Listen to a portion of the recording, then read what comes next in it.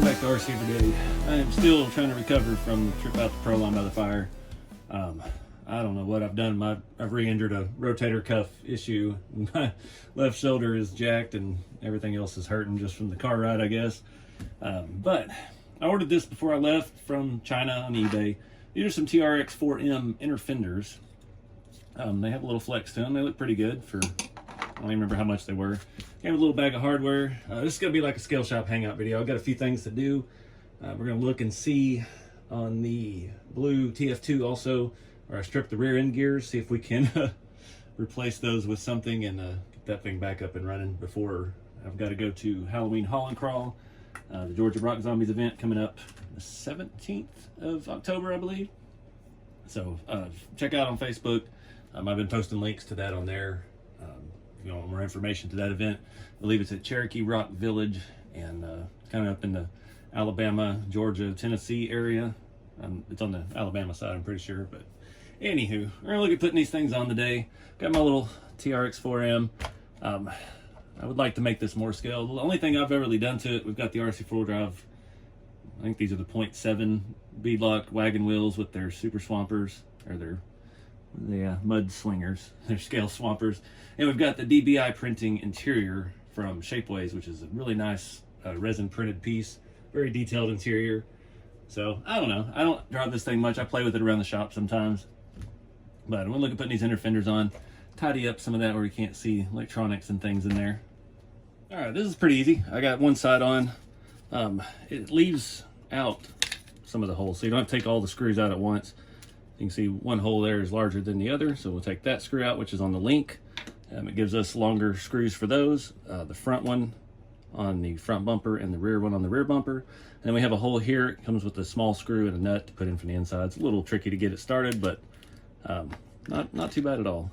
So this is actually pretty easy. So we'll just take those four out and the truck will stay together. We don't have to worry about it coming apart. The links didn't fall out when I took these out of the other one, so should be all good there. Go ahead and pull this battery out of the way. We can see a little bit more what we're working with there.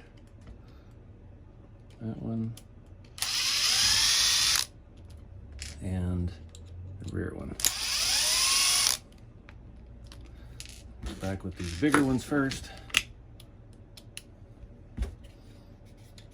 Under, that's going to make taking the battery in and out a little tricky. Get those big ones put back in so we don't lose our 4-link.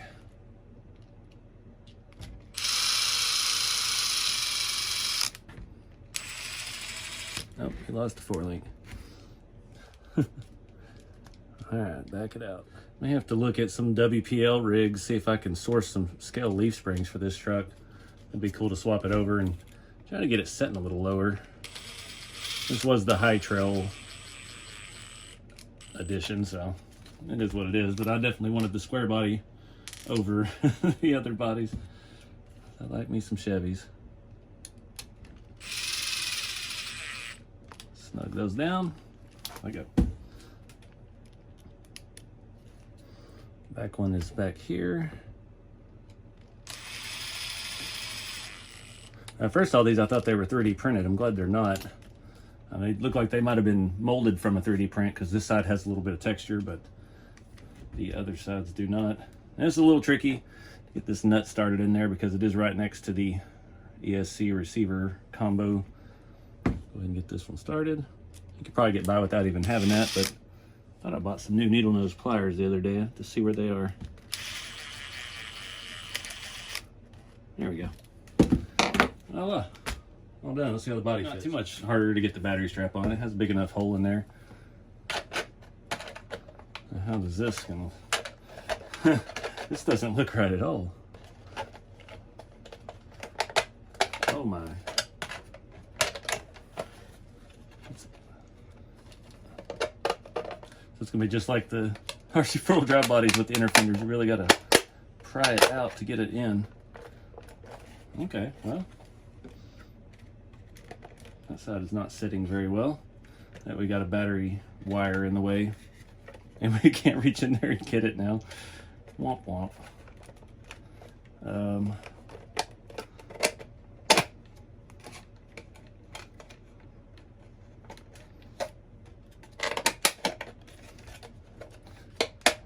best of times, it was the worst of times. Jeez Louise. It fits on there very snugly. There we go. That helps keep the body on a lot better as well. Looks nice underneath. Nice little upgrade. Like I said, I don't really drive this thing a whole lot, but see, it's not very scratched up. It's a fun little truck. As far as minis go, this is probably one I like the most. It's been durable. The electronics aren't stupid underpowered. It's got enough torque to have a little fun with, and battery life's decent, and it looks good. It's Chevy, so yeah, that'll work. I think that's just an eBay special. Had to wait 3.5 weeks for it to show up from China. I'm trying to remember how much those were.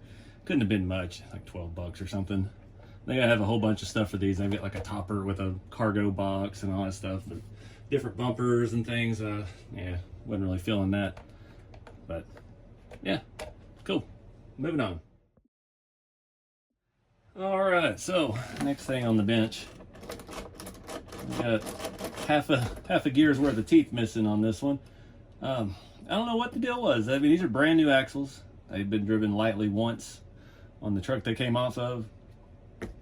We were trucking along about a quarter of the way up the trail, and I just lost rear wheel drive, and then it would come back, and then it would go, and yeah, kind of put a damper on things. This thing was doing really well, actually.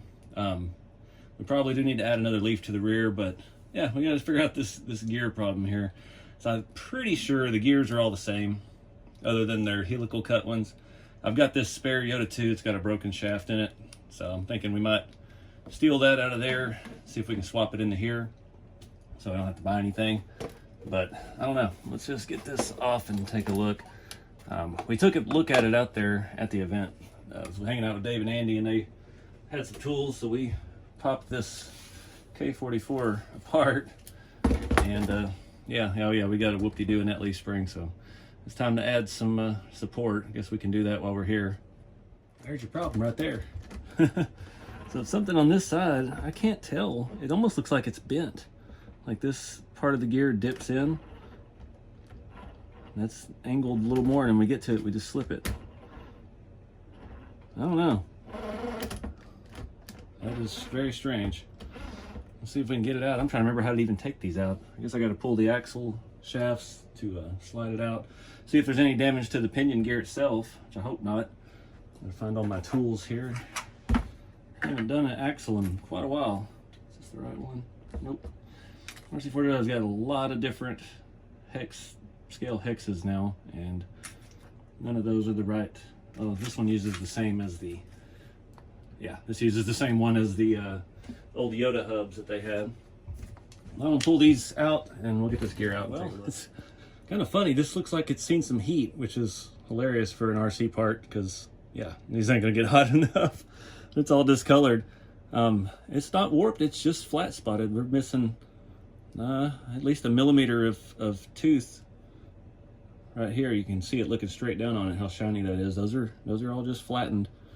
The back side appears to be straight, so it's just optical illusion. It was wobbling around in there. So it wasn't much grease on it, so that could have been our problem to start with too. So I'm gonna take this Yoda 2 apart, see if maybe that piece will swap in, and yeah, go from there. I think they're all the same, but we'll find out. All right, so I got the Yoda 2 front diff gear in here.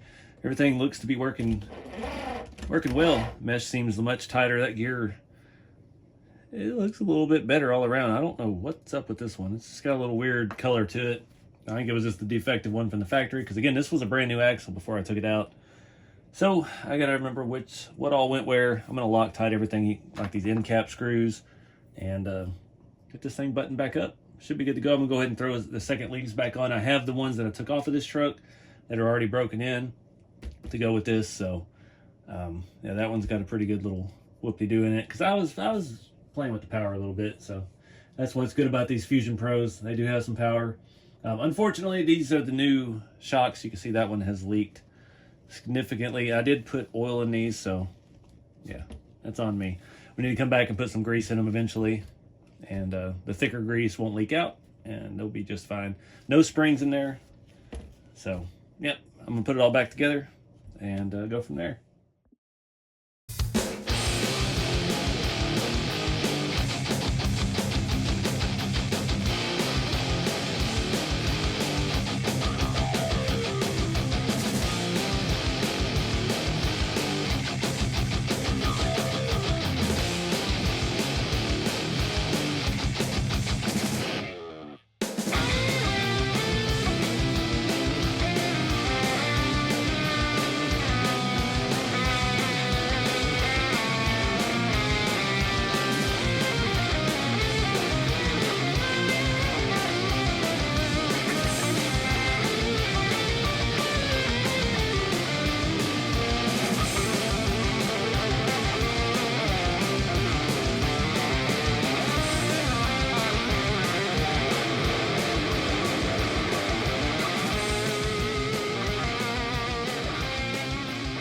all back together, sitting perfectly level with those extra leaves added in the back. I did put one on wrong in the video.